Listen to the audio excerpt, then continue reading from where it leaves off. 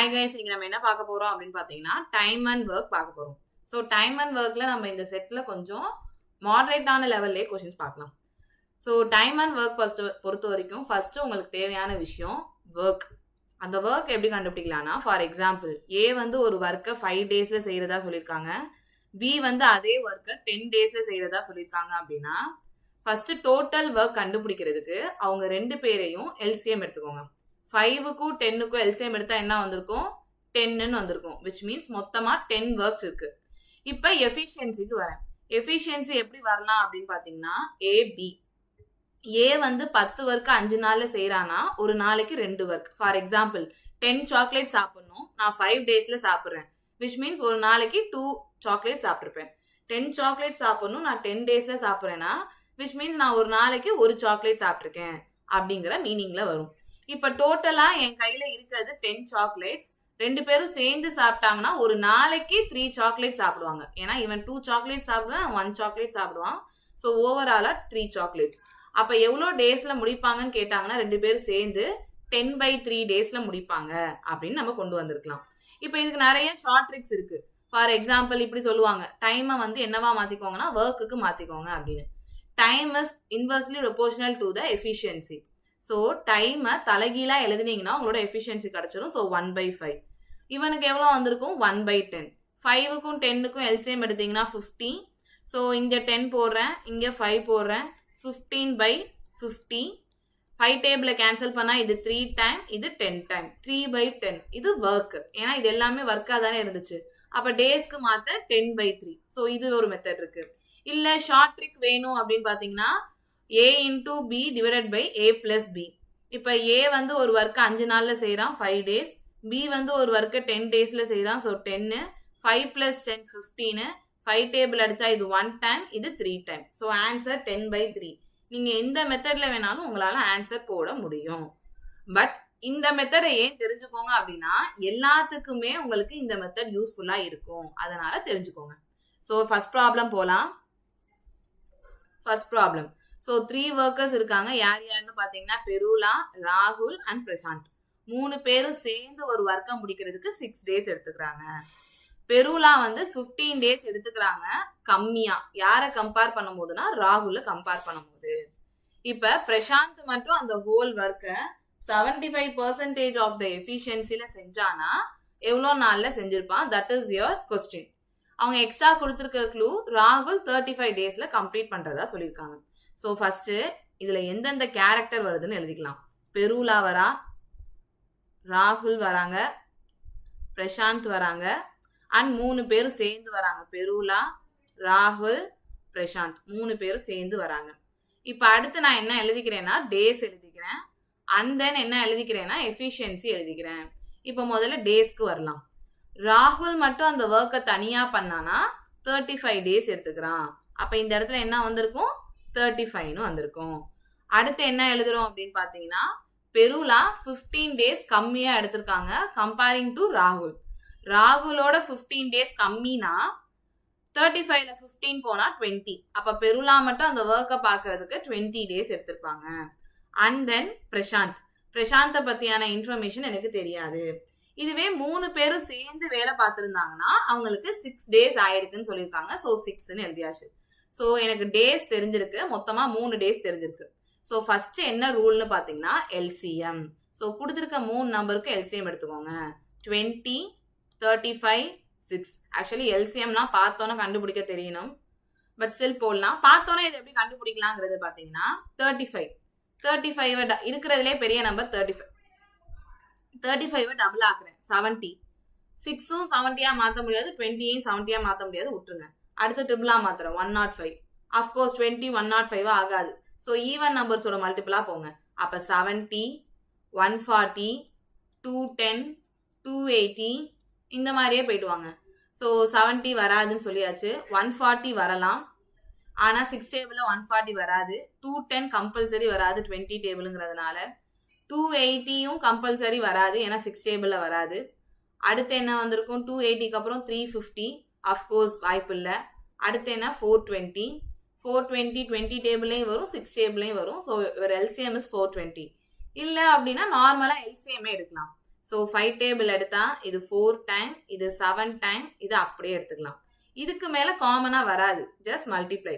5 4s are 20, 20 into 7, 2 7s are 14, 140, 140 into 6, 140, 2 டேபிளில் காமனாக எடுத்துக்கலாம். அகைன் 2 டேபிளில் காமனாக எடுத்துக்கிட்டிங்கன்னா this is 2 time, 7 time, 3 time. இப்போ எல்சிஎம் எடுத்துக்கிறேன். 5 2s are 10, 10 2s are 20, 20 7s are 140, 140 3s are 420. அப்போ என்னோட எல்சிஎம் எவ்வளோ வந்திருக்கு? 420 வந்திருக்கு. நான் இதை எடுத்துக்கிறேன். இப்போ 420 ஒர்க் இருக்கு, அதை இவன் 20 டேஸில் முடிச்சு கொடுக்குறேன்னு சொல்லியிருக்கான். அப்போ ஒரு நாளைக்கு எவ்வளோ ஒர்க் பண்ணியிருப்பான் அப்படின்னு பார்த்தீங்கன்னா ஜஸ்ட் 420யையும் 20யையும் கேன்சல் பண்ணுங்க. அப்போ 21ன்னு வந்திருக்கும். அப்போ ஒரு நாளைக்கு 21 ஒர்க். 420யையும் 20யையும் கேன்சல் பண்ணுங்கன்னு சொல்கிறேன். 2 டேபிள் அடிச்சிங்கன்னா 21 டைம். அப்போ ஒரு நாளைக்கு அவன் 21 ஒர்க் செய்கிறான். அடுத்து இங்கே வருவோம். 35 இங்கே 420 அப்படின்னா 12 ஒர்க் செய்கிறான். பிரசாந்தை பற்றி எனக்கு இன்ஃபர்மேஷன் இல்லை. 3 பேரும் சேர்ந்து செஞ்சாங்கன்னா 6. அப்போ 3 பேரும் சேர்ந்து அந்த 420 ஒர்க்கை செய்கிறாங்கன்னா ஒரு நாளைக்கு எவ்வளோ ஒர்க் முடிச்சிருக்கணும்? 70 ஒர்க் முடிச்சிருக்கணும். இப்போ இவங்க 3 பேரும் சேர்ந்து தான் இந்த 70 ஒர்க்கை செய்கிறாங்க ஒரு நாளைக்கு. ஒரு நாளைக்கு இவனால 21 ஒர்க் பார்க்க முடியும், இவனால 12 ஒர்க் பார்க்க முடியும். ஸோ இதோட டோட்டலே 33 வந்திருக்கு. ஆனால் எனக்கு மொத்தமாக எவ்வளோ ஒர்க் இருக்கு? 70 ஒர்க் இருக்கு. இந்த 70 ஒர்க்கில் 33 ஒர்க்கை இவங்க 2 பேரும் பார்த்துட்டாங்கன்னா ரிமைனிங் இருக்க 37 ஒர்க்கை யார் பார்த்துருக்கணும்? பெருலா பார்த்துருக்கணும். That's it. அப்போ பெருலா எவ்வளோ நாளில் அந்த ஒர்க்கை கம்ப்ளீட் பண்ணுவான்னு கேட்டாங்கன்னா டோட்டல் ஒர்க் 420. அவளோட எஃபிஷியன்சி எவ்வளோ இருக்கு? 37. அப்போ என்னோட ஆன்சர் 420/37ன்னு வந்திருக்கும். பட் உங்க கொஸ்டின்ல என்ன கேட்டிருக்காங்க அப்படின்னு பார்த்தீங்கன்னா பெருலாங்கிற பிரசாந்த். ஆனா உங்க கொஸ்டின்ல என்ன கேட்டிருக்காங்க அப்படின்னு பார்த்தீங்கன்னா பிரசாந்த் 75% ஆஃப் ஹிஸ் எஃபிஷியன்சி தான் போடுறான் அப்படிங்கிறாங்க. நார்மலா 75%னா என்னமா சொல்லுவோம்?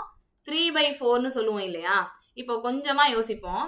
முன்னாடியை விட அவன் எஃபிஷியன்சி கம்மியா போடுறான், விச் மீன்ஸ் சோம்பேறியா வேலை பார்க்குறான். அப்போ சோம்பேறியா வேலை பார்க்கும்போது எனக்கு டேஸ் என்ன ஆயிருக்கும்? ஜாஸ்தி ஆயிருக்கும். ஸோ எனக்கு ஜாஸ்தியா ஆகணும் அப்படின்னா டினாமினேட்டர்ல சின்ன நம்பரையும் நியூமரேட்டர்ல என்னது கிரேட்டர் நம்பரையும் போட்டுக்கோங்க. அப்படி இல்லாட்டி இது டைம் தானே, இதையும் என்னவா மாத்திக்கோங்கன்னா டைமா மாத்திக்கோங்க. 75% ஆஃப் எஃபிஷியன்சினா உல்டாவா மாத்துங்க 4/3. இல்ல நான் முன்னாடி சொன்னதுதான், சோம்பேறித்தனமா வேலை பார்த்தா நான் முன்னாடிக்கு இப்போதைக்கு அதிகமா நான் டைம் எடுத்திருப்பேன். அப்ப டினாமினேட்டர்ல 4 வருமா 3 வருமாங்கிற கன்ஃபியூஷன் வந்துச்சுன்னா அஃப்கோர்ஸ் ஆன்சர் பெருசா இருக்குன்னா டினாமினேட்டர்ல சின்ன வேல்யூ வரணும், அவ்வளவுதான். 3 டேபிள்ல கேன்சல் பண்ணிருந்தோம் அப்படின்னா இது 1 டைம், ரிமைனிங் 1னா 4 டைம் ஒரு 0. 140 into 4 560. டினாமினேட்டர்ல யார் இருக்காங்க? 37 இருக்காங்க. அப்ப எனக்கு ஆன்சர் என்ன வந்திருக்கும்? 560 divided by 37ன்னு வந்திருக்கும். That's it. ஸோ ஃபர்ஸ்ட் என்ன பண்றோம்? நம்மளோட மகா மந்திரம் டைம் அண்ட் ஒர்க் அப்படின்னாலே எல்சிஎம் தான். கொடுத்துருக்க என்னென்ன டேஸ்லாம் இருக்கோ அதுக்கெல்லாம் எல்சிஎம் எடுத்துக்கோங்க. That is your total work. அதை வச்சு ஒவ்வொரு படியா வரலாம், எஃபிஷியன்சியை கண்டுபிடிக்கலாம். அதை வச்சு எப்படி வேணாலும் டைம் அண்ட் ஒர்க் சால்வ் பண்ணலாம். That's all. Next problem. ABC 3 பேரும் சேர்ந்து ஒரு வேலையை முடிக்கிறதுக்கு 6 டேஸ் எடுத்துக்கிறாப்ல. 3 பேருக்கும் சேர்ந்து நான் எவ்வளோ கொடுக்குறேன் அப்படின்னா 480 rupees கொடுக்குறேன் 6 நாளைக்கு சேர்த்தே. 3 பேரோட எஃபிஷியன்சி கொடுத்துருக்காங்க 4:5:7. டெய்லி இன்கம் ஆஃப் பி என்னன்னு கேட்குறாங்க. Simple thing. A B C efficiency கொடுத்துருக்காங்க. இவன் 4 பார்ட், இவன் 5 பார்ட், இவன் 7 பார்ட். இப்ப நார்மலா ஒருத்தவங்களோட எஃபிஷியன்சி, அதாவது அவனோட திறமையை பொறுத்து தான் அவனுக்கு என்ன கொடுப்போம்? சம்பளம் கொடுப்போம். இப்ப இங்கேயும் என்னதான் கேட்டிருக்காங்க? எனக்கு சம்பளம் தான் கேட்டிருக்காங்க. ஸோ யாரு வேணும்? எனக்கு பி வேணும்.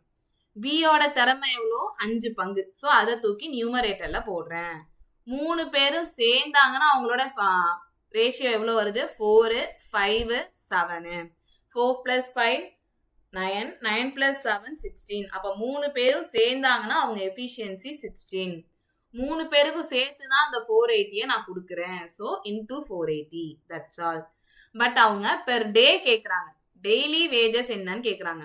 அப்போ நீங்கள் இதை சால்வ் பண்ணியிருந்தீங்க அப்படின்னா 16 டேபிளை கேன்சல் பண்ணால் 3 டைம் ஒரு 0. அப்போ எவ்வளோ வந்திருக்கும்? 5 3s are 15. அப்ப 150 rupees கிடைச்சிருக்கும். எத்தனை நாளைக்கு சேர்த்து? 6 நாளைக்கு சேர்த்து. ஆனா உங்க கொஸ்டின்ல கேக்குறது டெய்லி இன்கம். டெய்லி இன்கம்னா மொத்தமா எவ்வளவு நாள் வேலை பார்த்திருக்காங்க? 6 நாள் வேலை பார்த்திருக்காங்க. அப்ப 6 நாளைக்கு 150னா ஒரு நாளைக்கு எவ்வளவுமா வந்திருக்கும்? 25 rupees வந்திருக்கும். அவ்வளவுதான். சோ எஃபிஷியன்சியை பொறுத்து தான் உங்களுக்கு சேலரி கொடுப்போம். இப்போ ஒரு எக்ஸாம்பிள், இப்ப ஏ வந்து 20 நாள்ல முடிக்கிறான், பி வந்து 30 நாள்ல முடிக்கிறான், சி வந்து 50 நாள்ல முடிக்கிறான் அப்படின்னு கொடுத்துருக்காங்க. இது எல்லாமே டைமை குறிக்குது. இப்ப இதுல நான் யாருக்கு அதிகமா கொடுத்துருக்கேன்னா, ஜஸ்ட் பிகாஸ் சி 50 நாள் எடுத்திருக்கிறதுனால அவனுக்கு அதிகமா கொடுக்க மாட்டேன். ஏன்னா எல்லாருக்கும் கொடுக்கறது ஒரு வேலை தான். ஆனா சி வந்து அதிகமா நாள் எடுத்துக்கலாம், விச் மீன்ஸ் அவன் சோம்பேறியா வேலை பார்க்கறான். சோம்பேறியா வேலை பார்க்கறவனுக்கு அதிகமா கொடுக்க மாட்டோம். அப்ப யாருக்கு தான் கொடுத்துருப்போம்? ஏக்கு தான் அதிகமான வேஜஸ் கொடுத்துருப்போம்.